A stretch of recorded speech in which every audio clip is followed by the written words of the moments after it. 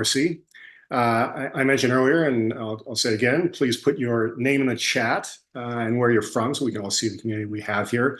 Also, as we go through this workshop, please feel free to add questions to the chat and we can address them all on the way or collectively towards the end.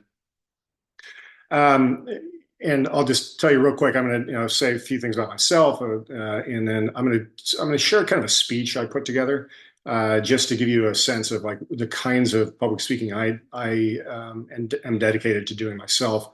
And then we're going to talk about some good things that you can do as a public speaker. And then I'm going to even share some examples of poor public speaking. So just to give everybody kind of an overview of what public speaking is all about. So thank you, Graham, for sharing that.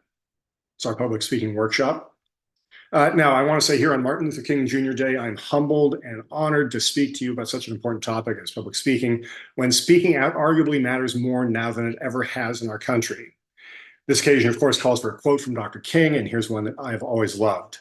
Our lives begin to end the day we become silent about things that matter. I refuse to be silent, and I am so happy to be with so many of you who are feeling the exact same way. It will take all of us being loud and fearless because we are truly fighting for our democracy and the future of our country and potentially the world. Before I go on, I'm going to share with you my background. I've been a communications director for the past 9 years. Prior to that, I was a television news reporter anchor for 23 years, most of which was here in the Bay Area. In that time, I spoke live on TV maybe 7,000 times. Also during that time, it was part of my job to do public appearances, speaking at schools, hosting gala fundraisers, doing radio appearances. I've done more than 500 of those events. As a communications director, I speak with the media periodically, hold press conferences, and also serve as a host or speaker at special events and in classrooms. I can honestly say I love public speaking, especially in person. I prefer to speaking on camera primarily because you get to see and hear people's reactions and truly connect with people. And as you can see there, I'm, yes, an angry American. Now, you might have seen that as a reporter, I covered some very big stories. It included the shooting at Sandy Hook.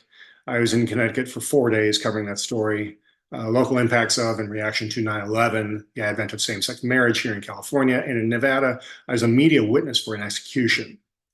All these stories had a profound impact on who I am and on my perspective on the world and what's important and the difference between what's right and wrong. Of course, journalists need to keep their opinions to themselves to preserve their public-facing objectivity. The only time I ever showed true bias on TV was the night of November 1st, 2010. And yes, I remember the date clearly because it was my favorite night as a reporter in my career. It was the night the San Francisco Giants won their first World Series championship.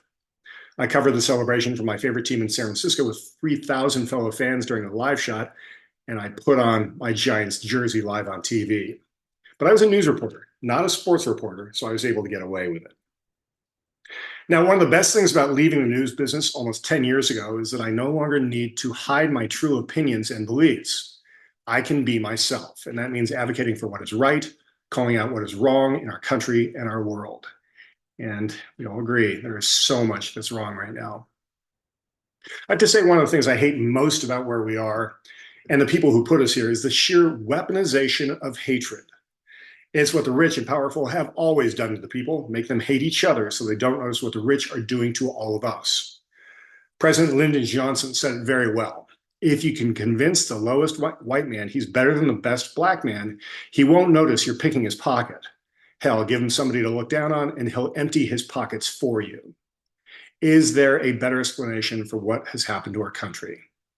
There are countless examples of this throughout history. Howard Zinn, in his People's History of the United States, quotes Edmund Morgan, who described racism as a realistic device for control. He said, if freemen with disappointed hopes should make common cause with slaves with desperate hopes, the results might be worse than anything Bacon had done, as in Bacon's Rebellion. In John Steinbeck's masterpiece, The Grapes of Wrath, he said, you who hate change and fear revolution, keep these two squatting men apart. Make them hate, fear, suspect each other. He showed the rich hoarding resources, preventing solidarity, and using guards like armed men over orange groves to maintain control.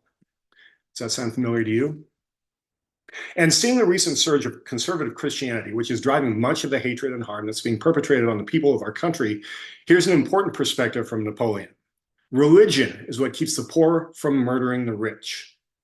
As I said, when you have the people too busy hating each other, then many of them will not notice what those at the top are doing to them.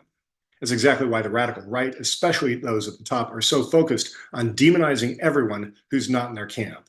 Well, and they're obviously filled with hate. But let's face it, the modern day GOP has been very effective at selling the idea that Democrats are evil, that they're demons, that they want to destroy America.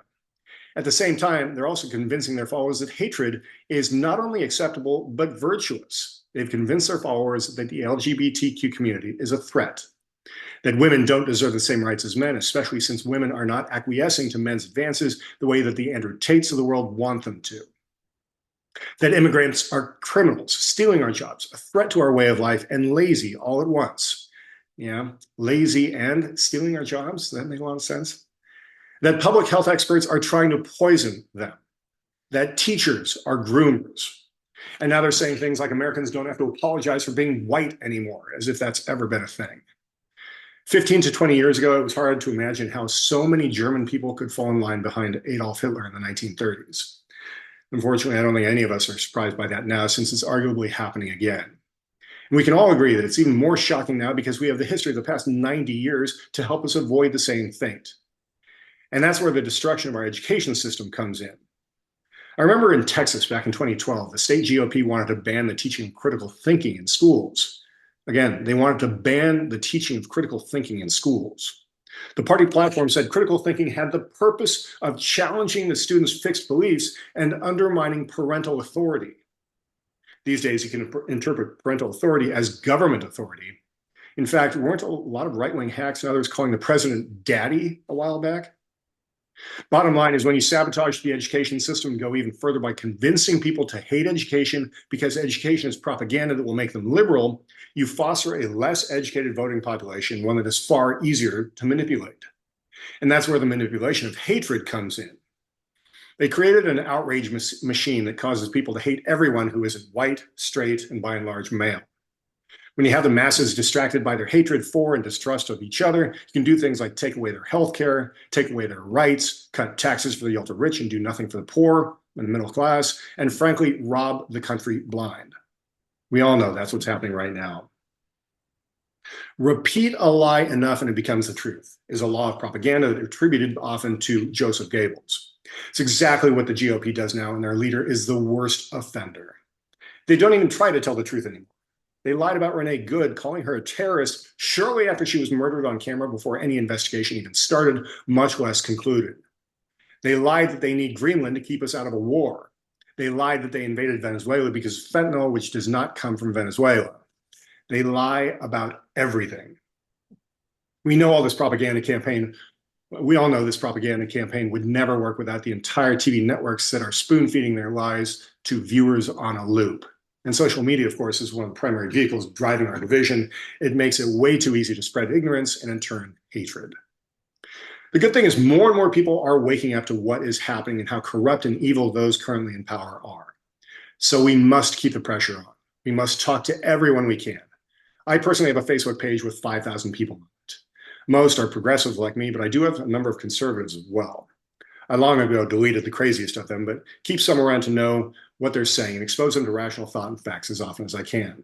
And over the years, I've gotten into plenty of arguments online with these folks. As long as they're respectful, they can stick around. And I am respectful to them because we all know being nasty to people, name calling and being dismissive gets people to stop listening to you and ends the conversation. I believe we must keep the conversation going, even with those who are hard to talk to. More than that, we must reach the people who have lost faith in the system and have not voted in recent elections, especially young people. One thing I noticed about the No Kings rallies I attended last year is a significant void of young people. We must show the young people around us how important democratic values and government are to their future and the very survival of our planet. They need to know that they must get involved now or risk losing control of their country and our future. By the way, remember that this voter apathy was clearly by design of the GOP. They've always done everything they can to jam up the wheels of progress to make it seem like the system doesn't work. And of course, they blame the Democrats for being unable to get anything done or for outright incompetence. Unfortunately, the Democrats have often not been the best at countering these narratives. I think there are a few things behind that. Let me listen for you. We have always been the party of nice. We are nice people. We are thoughtful. We are less likely to judge. The other side is not nice. It never has been. The whole basis of their conservative brand of Christianity is to judge others, condemning them who don't think the way we do to eternal hellfire, literally. Because we are nice, we have historically not brought a gun to a gunfight. And to a degree, we've not even recognized the gunfight we are in. This is a gunfight, and we need to fight like it. Messaging is a problem to this day for many on our side. And one of the reasons is that we are rational. Rational lawmaking, like rational thought, requires understanding of and ability to work with nuance. It takes time to explain facts or issues so that people have a better understanding. Meanwhile, we are fighting against people who argue that education makes a person liberal because of a phony liberal bias. Facts, science, history, these are not biased and not intended to make a person liberal. It's just a fact that the more you understand the world, our history, people, science, the more you understand that our politics and law and society are not black and white, that there is nuance, and it's important to understand. And the more accepting you are of the differences in people, know that diversity makes us stronger as humanity. In a bit, I will share some examples of poor communication by those on our side. Just know that moving forward, we must fight like never before to ensure we have our democracy, we save our democracy and our future. That means communicating with power, force, and a complete lack of fear. In the future, we have to have we can have another workshop in which everyone gives a short speech and we can do some group feedback if that's something that all of you would be interested to do. All right, so that was just a little speech I wanted to share there. I'm going to just take a quick look at the chat. I just want to see who all is in the room real quick. Catherine from IRCC, thank you, Kathy from SF Bay Area. Laura, Mayor of City of Concord, so good to see you, Laura. Wendy from New Jersey, Parsippany, that's a city I've never heard of. Sue from Concord, Mass. It's great to have everybody here. Gordon, Lisa, and Ryan, Patricia, Amy, and Suzanne. Thank you, Linda, for sharing that information as well. And let's see if there's anything else. If anybody has any questions, feel free to ask right now. You can put in the chat, or I can move on and just kind of share a few more things in my presentation if we want to go to the next slide. So just to give you a sense of what I did there, I introduced myself, shared my credentials, give you an idea of who I am. And I do at times, you don't have to do this all the time, but I do at times think that it's important to kind of give your background so that people understand where you're coming from and what has helped you find where you are in life now and your perspective and your beliefs. And then I made, of course, my points. I kind of synthesized my ideas as much as I could. I used history as evidence. Tried to use a little humor in there, and I ended with a call to action. And of course, it helps to have no fear. Graham, if you can go to the next slide, I do want to talk about fear for a little bit. So fear of public speaking, as we all know, it's one of the greatest fears, possibly the number one fear that people have, more than death. And I have to say, it does help to be an exhibitionist or at least an extrovert if you're going to be public speaking. I'm lucky enough to be an extrovert and actually kind of an exhibitionist in some ways as well. But regardless, you got to prepare well for your speech. You got to have all your facts in order, and you should always speak with conviction. You want to be committed to what you're saying, and I point out one thing: something as simple as an up inflection at the end of a sentence can take power away from your speech. And for those of you who don't know what I'm talking about, I'll just repeat that very same thing and do exactly what I'm talking about. Something as simple as an up inflection at the end of a sentence can take power away from your speech. So what you do there is you put a little up inflection at the end and it makes it sound like a question. Therefore, it really makes it sound like you're not committed to what you're saying. And you absolutely have to be committed to what you're saying, as I said.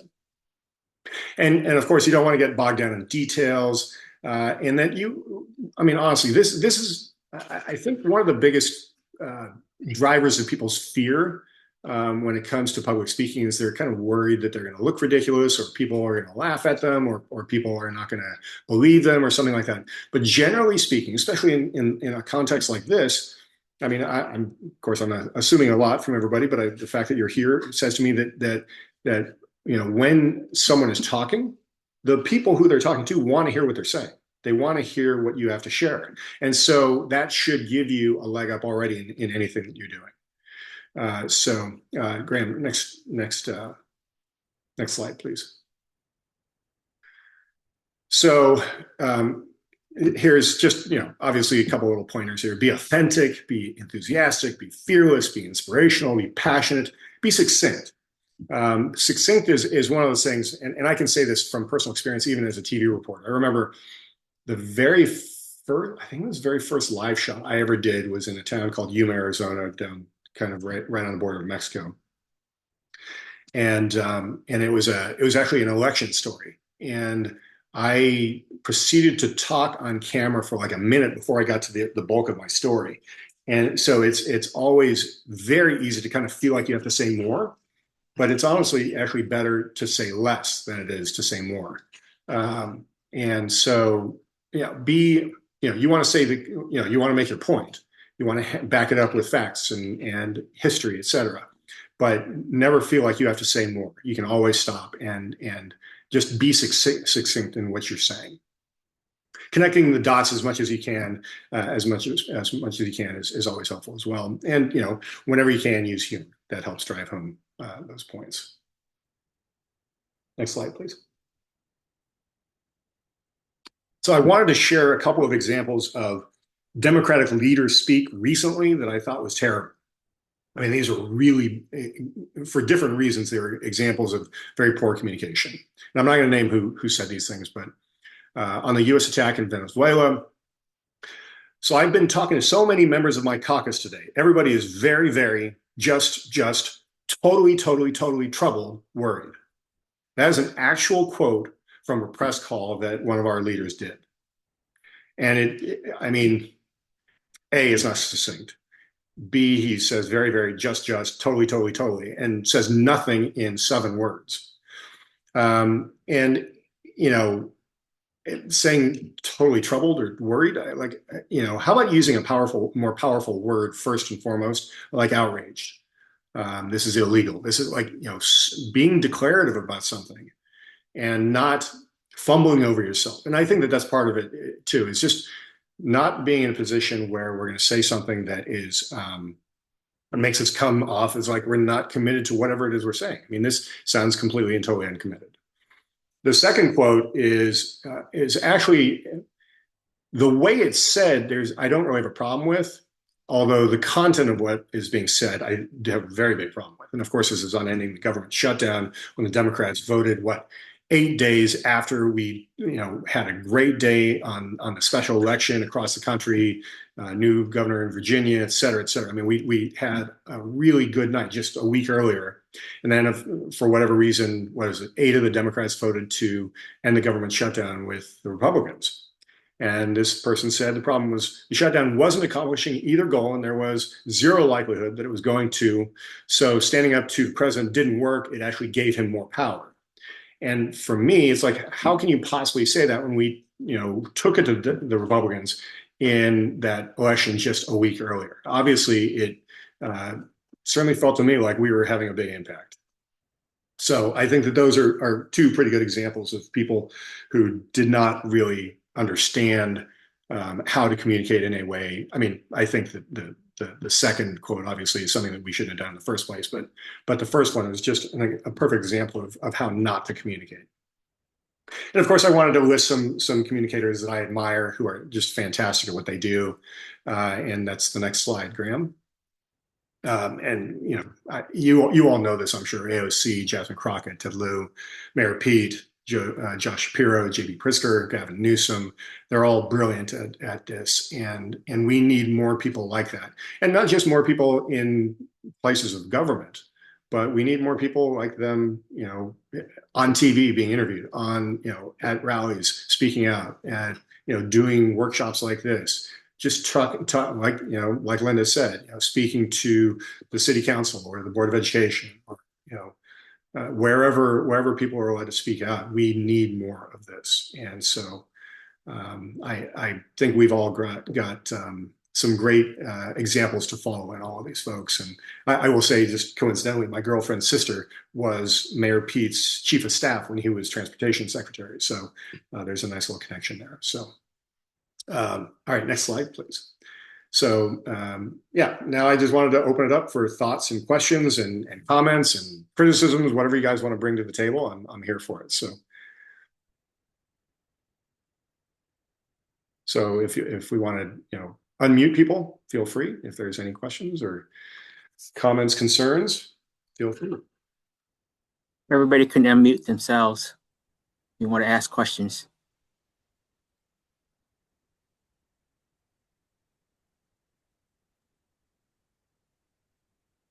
So let me ask a question. Oh, sorry. Go ahead. Well, I apologize. I had to leave the room, but did we discuss the possible follow-up workshop and maybe I did mention it at the end. Okay, yes. great. Yeah. Maybe people have ideas of what they'd like to accomplish at that workshop too. That's really my question. Or I'll tell you my question. What is the biggest barrier any one of you feels in stepping up to a mic, let's say at a rally in Walnut Creek? Or wherever you are. Or wherever you are. And if no one wants to answer that, that's fine too. But that's just something to think about, what your barriers are. Maybe we can be working on that together. Thank you. And Ms. Huey, did you have a question or a comment? Yeah, it's Amy. Yeah, I was wondering if you have a simple formula for people like myself who, have rarely spoken, made a speech. The few times I've done that, I just had to read it basically because I'm either too nervous or I just don't trust my own ability to speak off the top of my head. So, yeah. So a couple of things. One, I will tell you this. Speaking off the top of your head, speaking off the cuff is very different from reading a written speech, right? What I just did was read a written speech. It was long enough and I wanted to get enough details in. I had enough quotes and everything like that. I decided to do it that way. And by the way, one of the things that I did there, not sure everybody noticed, but the way I want to actually, if I can show you all something here, I'll give you a little tip as far as what you can do to help yourself if you're reading on camera. And this is something you can use for work. This is something you can use in this kind of context here as well. Is it okay, Graham, if I share my screen? Let me do this real quick. So here, I just want to show you guys. Let's see if I can. So what I did, just with everybody's computer, your camera is at the top in the very middle, right? And so what I did was I would scroll through my statement here, and I tried to keep it as close to the top as I could. And so that while I'm reading, it looks more or less like I'm looking at you, the viewer. So that's, a lot of people they'll put their paper down in front of them. They'll maybe even put it behind the camera on another computer, which I've done as well. But if you scroll in a way and in a way that's kind of like a little teleprompter, you can just keep it so that your eyes are pretty close to the target, which is the camera. So this is one of those examples where I read rather than just talking off the cuff, and I'm happy to talk off the cuff as well. But I feel like it depends on what you're trying to do, Amy. I think that if you are trying to make a whole bunch of points, you might want to write down notes and have bullet points and go through, have something kind of rehearsed out for each of the bullet points. I would say probably don't do too many because that's a lot to remember, especially if you're not kind of experienced at doing public speaking. But have a little statement for each bullet point that's kind of rolling around in your head. You don't have to have it verbatim, but have it there, and then you can look at your notes to remind you, okay, what's next? What am I doing next? And then you move on to that next topic, and then you look back down. Okay, I can move on to the next topic at this point. So I think that if you're trying to do something just more off the cuff, have notes in your hand, and then you can refer to them, but then still have that conversation if you're comfortable doing that. If you're not, then that brings up, okay, well, maybe you should just read it. But if you're comfortable just kind of shooting off the cuff with an idea in your head and how you want to talk about it in your head, that's what I would do.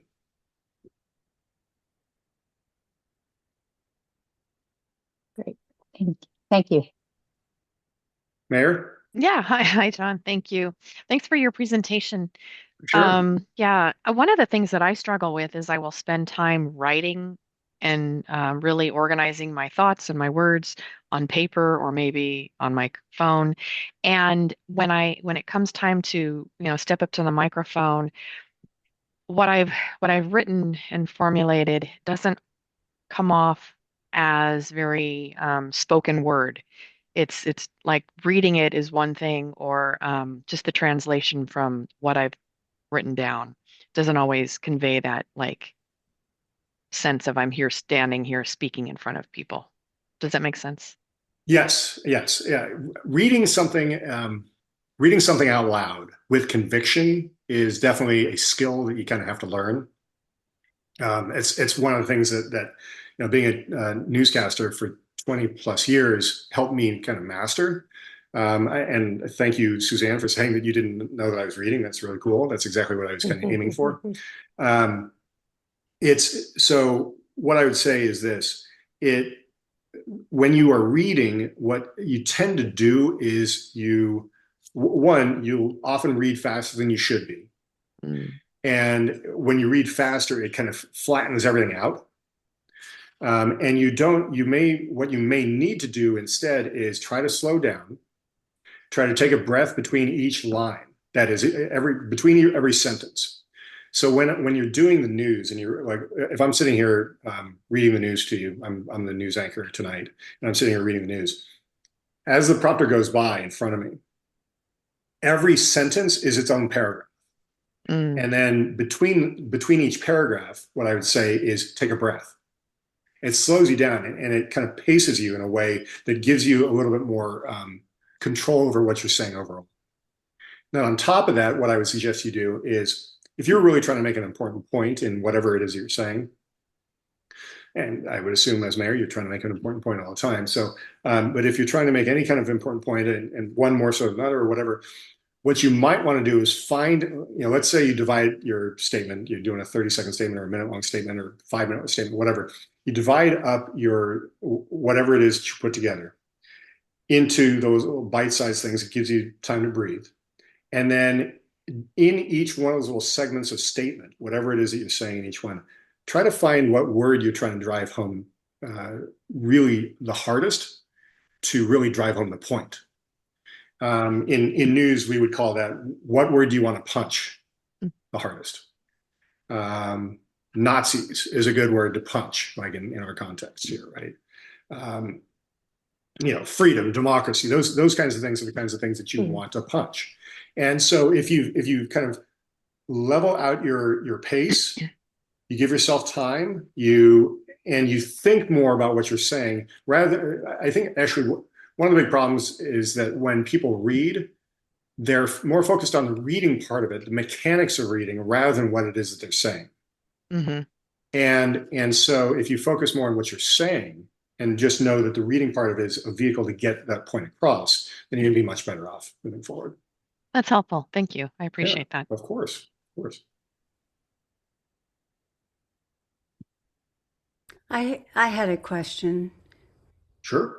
Okay, I'm wondering, do you have any techniques that you would suggest if, you start out feeling, discomfort about speaking publicly or need some way to relax? I'm sure it's particular to individuals, but I'm wondering about that. I'm also wondering too, in these situations where we're really trying to capture attention quickly and be effective, if there's sort of a time limit that we should have in mind to, be able to do that, make our point and move on so we're not boring people or losing their attention. I don't know if you noticed in the chat, but Catherine said it helps to practice and plan if you want to be succinct. And to that point, I would say, let's say you've been asked to speak at a rally or whatever, and you're given a minute.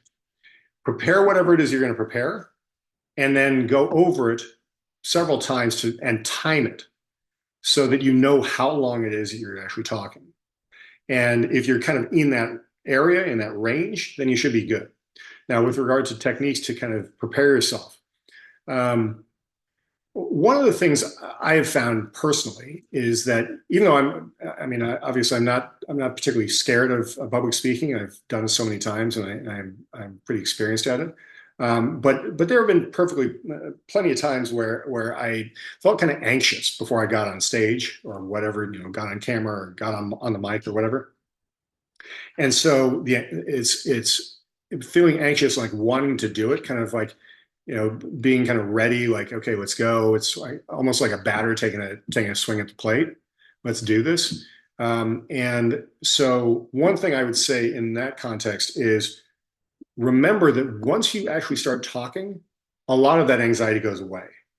Right? Because once you kind of get into the groove, you feel more comfortable. And especially if you're like making a point or there's something funny or something, and you actually see, and you're doing this in front of a crowd and you see someone's reaction, like they're nodding or they're like, yeah, yeah, or they're laughing or whatever, that shows you that you're connecting, that your words are resonating with people. And that's going to help you as you move forward into it. But when it comes to like actually just trying to calm yourself, take some deep breaths. Just relax. Remember that the people that you're about to speak to want to hear from you. You're not, it's not like you're not in this situation where you're trying to apply for a job for someone who doesn't want to hear from you, right? You're not doing an elevator pitch. You're standing in front of a group that agrees with you that whatever you're going to say is going to resonate with them in one way or another. So I think that just trying to remind yourself there's no real reason to be fearful of speaking is probably the best way to just kind of center yourself going into it.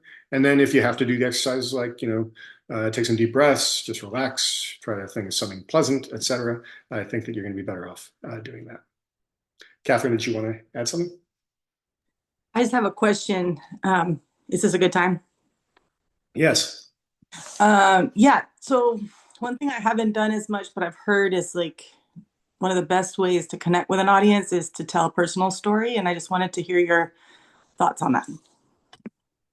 Yes, I would say personal stories always connect your audience to whatever it is you're saying. And they don't actually even have to connect the audience to what you're saying per se. But let me just ask you. And you guys can give me your perspective on this. And I kind of went back and forth as to whether I was going to include it. But when I was doing my introduction and I talked about being objective, and I said that there was one time in my career that I can say I was honestly not objective at all, and that was when the Giants won the World Series, and the first time. And I put on my Giants jersey. So that was to drive home the point that, by and large, I'm objective, but there are times that you don't have to be objective fully on TV. But also the purpose of that was to kind of humanize me so that you're hearing me from a different perspective than you would be if you didn't maybe know that about me. So my question to you is, did that help? Did it personalize who I am and my perspective? And did it help in any way kind of lubricate the rest of what I said after that? Does anybody have any perspective on that? Yeah, I could tell people were reacting, and like you built a rapport pretty quickly with this audience, especially the Bay Area folks. So I could definitely see their reactions, like nodding and smiling. So yeah. Right. And that wasn't, there was also kind of a little humor to it, I suppose. I mean, I didn't say that I was, by the end of the night, I was covered in champagne and beer because like I was getting sprayed all night, including while I was live on TV. But if you can bring a little humor into it, if you can personalize it, and I mean, obviously, if you can personalize it to the extent that you can use something in your own life to explain, what it is that you've experienced that brings you to this place where you feel like you need to speak out, or you need to make this point publicly, or you need to try to motivate others, or whatever it is that you're doing. I think that people understand, and it I mean. I think it's very easy to see that when we as people connect with each other, we do so much more easily when we hear personal things about each other, right? It's not. I always used to talk about this friend of mine. I would go to his house and go to barbecues and stuff, and he and his friends would be talking about like the stuff that they're planting their gardens and the barbecue that they just built and all this stuff. And I'm like, I don't want to talk about that. I want to talk about like people and relationships and how people get along and what's important in the world and what I care about, and what you care about, all that.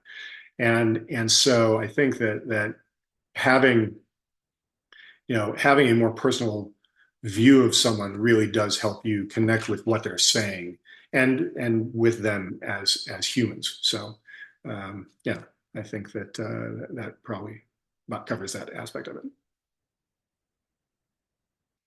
Any other questions? Suzanne. Thanks. This has been really helpful, and yeah, thank you for sharing.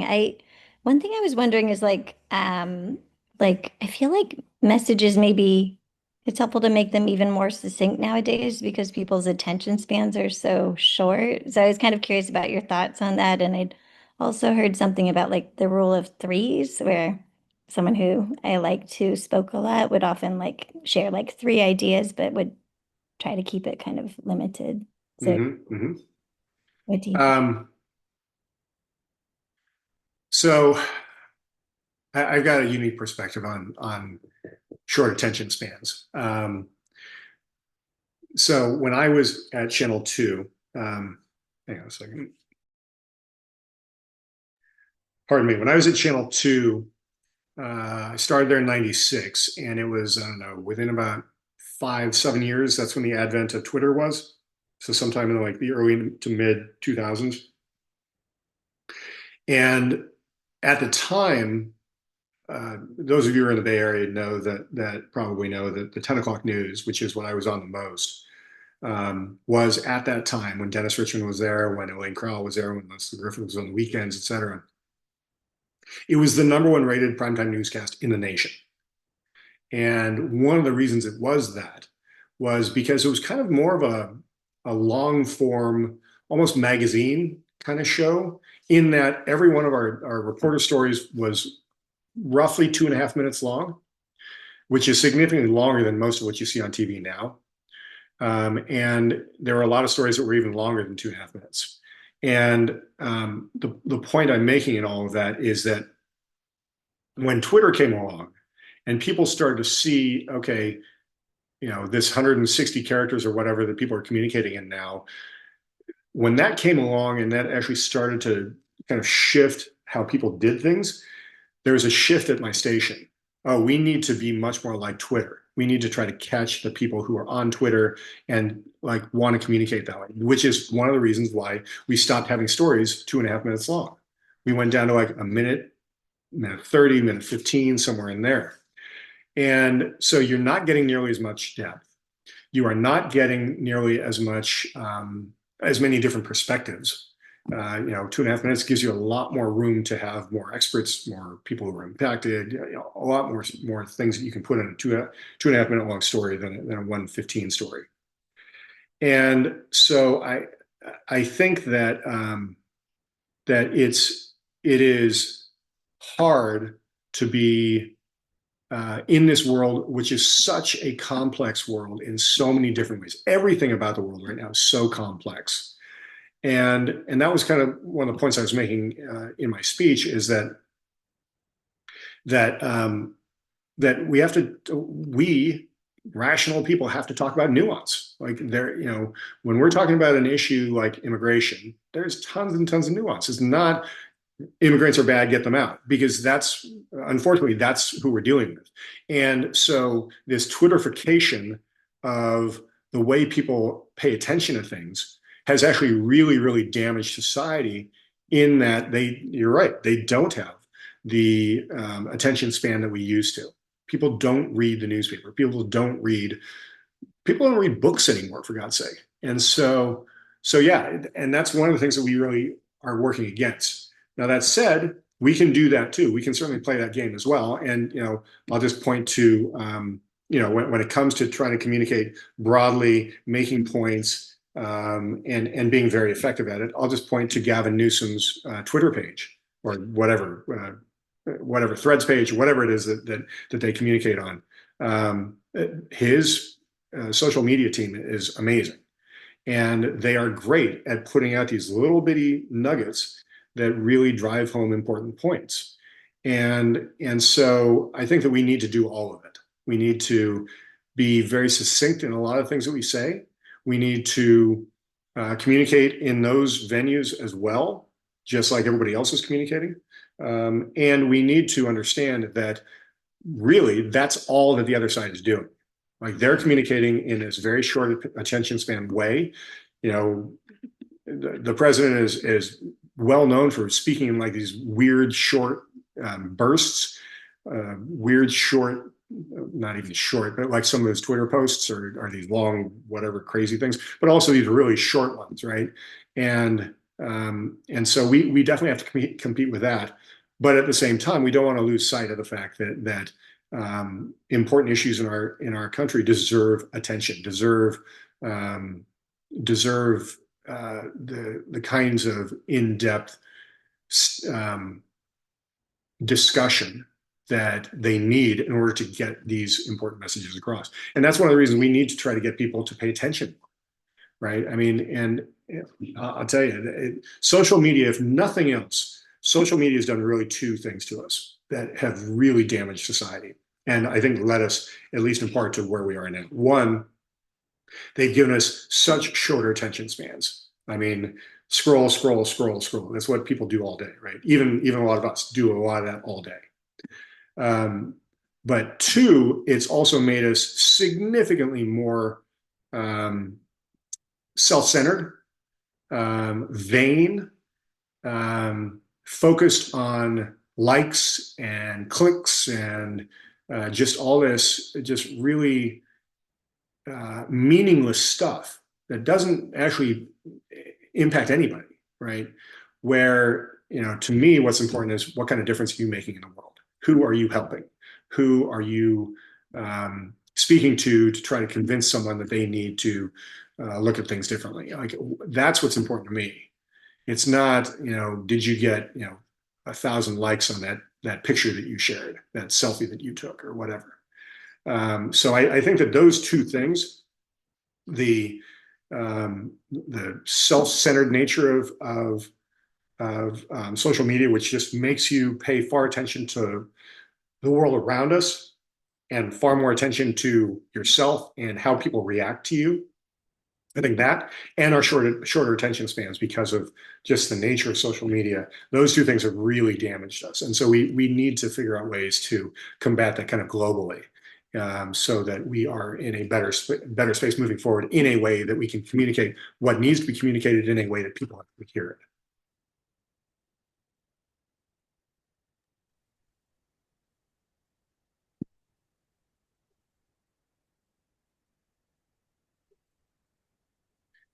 Graham, you can remove the spotlight if you didn't see me saying that. Yeah, okay. Right. Everybody's off spotlight. Linda has a question though.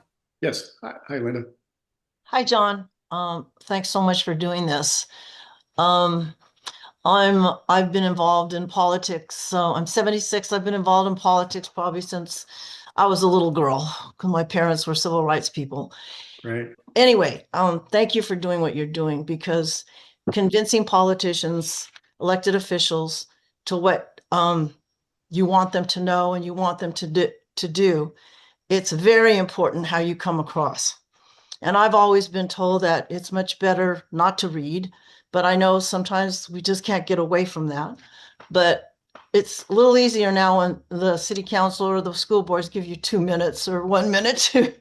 But anyway, here's my question, and that is the importance of eye contact. I've always felt that to be very, very important.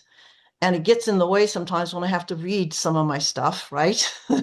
So do you have any advice on, you know, your delivery and the importance of eye contact?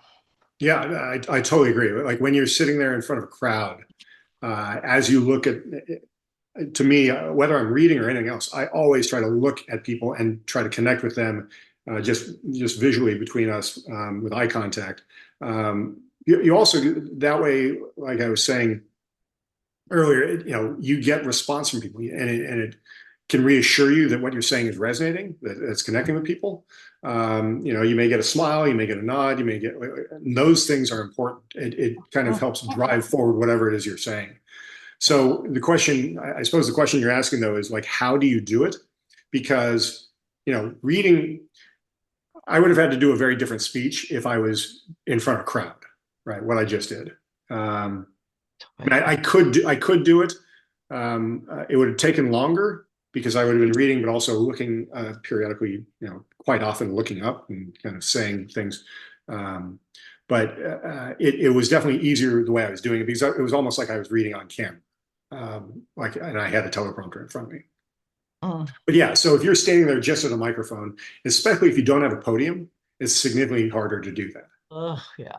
And so I say podium for two reasons. One, you can kind of hide behind it, and two, you can actually put your paper or whatever it is you're reading from on that podium. Yeah. So I think I would go back to what I said earlier with regard to maybe what you should be doing is having just a single sheet of paper that has 3 or 4 points that you want to make, and have in your head a good understanding of how you want to make that point. And you'd probably want to rehearse this a number of times, including in front of other people, before you actually went and stepped in front of a crowd to do this. But you want to make a point about Venezuela, you want to make a point about Greenland, you want to make a point about how crazy the president is or whatever, right? And have in your mind something mapped out as to how you would want to say it, and maybe have something prepared ahead of time as to like a line you want to use in each case. If you want to make a joke or you want to make a really drive home a point with something in particular, I would say that just having those prepared in your mind, and then just having the bullet points to remind you of what you're trying to go to next, because that can often be what throws people off. Is like, oh, what was that other thing I was trying to say, right? So you never want to be in that position. And generally speaking, if you have 3 or 4 bullet points on a piece of paper, you can remember enough about everything else you want to say to get yourself through it. Thank you very much. Of course. Catherine? Yeah, what you said a minute ago made me think that for like future workshops, it would be helpful to have different types of speeches. Like you said, what you did here would not be what you do in front of a crowd. So, I can think of so many different ways that protesters and activists will show up, like whether it's in a city council meeting, whether it's in front of a crowd as like more of an orator, telling the crowd something substantive versus like motivator, getting crowd response and crowd interaction. So I think that would be awesome to like kind of go deeper into that in the future. Happy to. Yeah.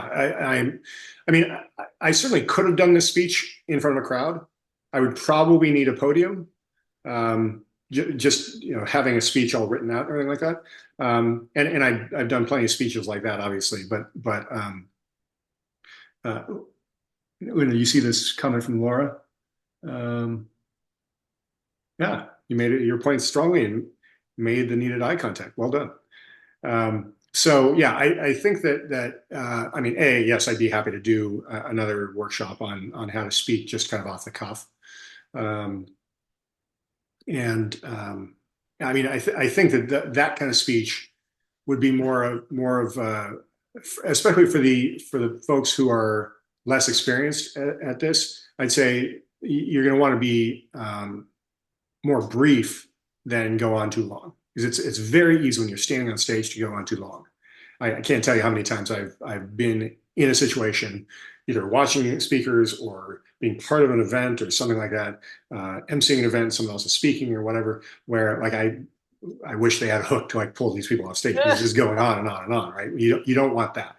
You never want to go on too long, because that's when you lose your audience. And if you go on too long, you really do run the risk of the point of your message being lost, because people are like, oh my God, when is this guy going to be done, right? So you don't want to do that either.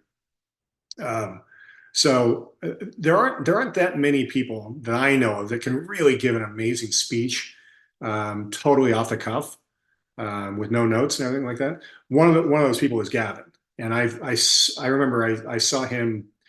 I think it was on the floor of the state assembly when he was sworn in as lieutenant governor, and he gave this speech. The whole thing was off the cuff entirely, and it was perfect. And he went on for like half an hour. And it was perfect. It was like there were no mistakes at all in the entire thing. And it was one of the most amazing things I'd ever seen, because when it comes to public speaking, to have it nailed down that well is really quite the feat. And to have no notes and everything like that. So, I mean, that's what we can all aspire to, obviously. But again, I think actually, as much as anything else, I'd say give yourself grace. You know, I mean, most of us are not professional speakers, and I think that, you know, when you're at a rally and you're speaking, people understand that. They're not looking for, I mean, everybody would be happy to have Governor Newsom there speaking, right? But, you know, most of us who are speaking up there are not going to be those people. And then I would also add that one of the things I've talked to Catherine about and talked to Linda about is this idea of you don't want to get caught up in kind of details of things either. I know that like the last No Kings rally I went to, which was it October? Was that the 18th? I think that's what it was. And it felt like some of the speakers kind of got hung up on some details of, oh, you know, you can go to this website, and you can go, you know, to this place, or, you know, we need people there, or whatever. Like, and especially in front of a crowd, you're trying to fire people up. And you're trying to get them to feel united and like their voices together are louder than they are alone. And these, of course, they are. And so I would even go so far as to like suggest, you know, whenever we do, whenever we do events like that again, try to give a crowd a way to raise their voices together. You know, no justice, no peace. This is what democracy looks like. I mean, I remember, I can't tell you how many protests as a reporter I covered. I've been to many since I left news, but I covered a couple hundred, probably several hundred. And one of my favorite chants was always, "This is what democracy looks like." And hearing, you know, 500 people chanting that all at once, it literally brought tears to my eyes periodically when I would be on it, you know, covering an anti-war protest or whatever, right? And so it's that when you've got a big crowd together, obviously there's lots of energy there, and you want to channel that as much as you can and make people feel like they are really involved and really together. And I think that getting, you know, 500, 1,000, 10,000, whatever people fired up like that, I think that can be very helpful as well.